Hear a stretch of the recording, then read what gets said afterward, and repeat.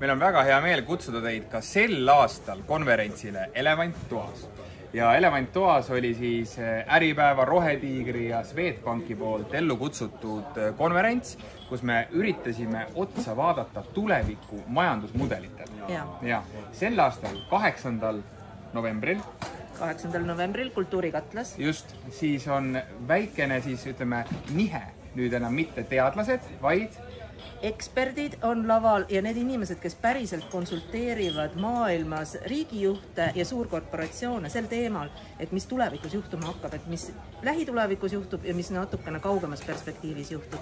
Ja me püüame päriselt vaadata aastasse 2040, püüame tabada neid globaalseid trende ja samas toome sisse ka Eesti konteksti. Nii et tasub kindlasti tulla kohale, öelge kolleegidele ka. Eelmise aasta konverentsi saab vaadata Äripäeva lehelt, kui on tellimus, no loodetavasti on tellimus. Vaadake see üle, veendute ise, et tegelikult tasub tulla. Seal on palju mõttekaasaseid ja palju inimesi võib-olla ei tunne veel ja saate tundma. Ja loomulikult just need väliskülalised, kellega on ju väga hea, miks mitte, siis ka kohvilaua taga vajatkuni juttu teha. Leiate endale kihvte mõttekaasaseid ja uusi tuttavaid üle terve planeedi. Just nii on, Mart. Väga tore. Näeme 8. novembril. Ja kohtumiseni.